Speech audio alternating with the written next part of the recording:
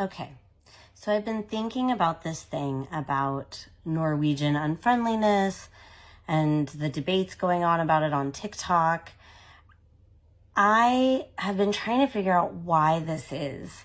Now, I know I posted a lot of videos saying why I think people misunderstand it, but what I mean is why Norway? Why doesn't France or Britain or Germany have other areas that are arguably other white-ish? I mean, I know that's a myth in and of itself, and I don't like it when people say Norway is homogenous, because then they don't know anything about Norway today.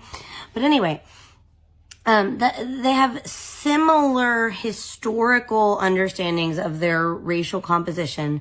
They're all in Northwestern Europe, and we don't hear people freaking out and calling those countries and cultures mean, which, as you know, I think is a very dangerous thing to say about any culture.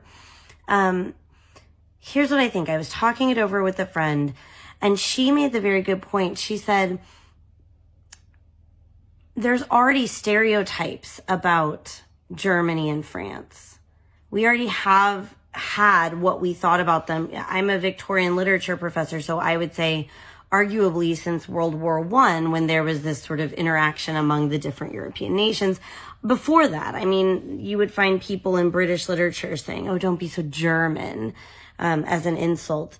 But before, I would say the last 10 to 15 years, probably more like 10, really nobody ever heard of Norway. Actually, I noticed for most of my life that Norway would be like the punchline and jokes for the sole reason that it would make people laugh, that Norway would be the butt of any joke, because nobody really has an opinion about Norway. If you ever used to watch the Colbert Report before John Oliver became more famous, he would have a sign on behind him that said, these people are on notice. And that means like people that I'm giving one more chance before I really yell at them. And Norway was always on the board. He never actually did a sketch or a bit about Norway. The joke was just that Norway was on notice.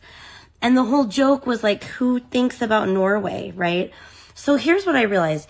It was in the last 7 years or so that, now this I really still don't know why, Norway started, and Scandinavia generally started getting all this publicity about being like the happiest cultures on earth with the highest quality of life.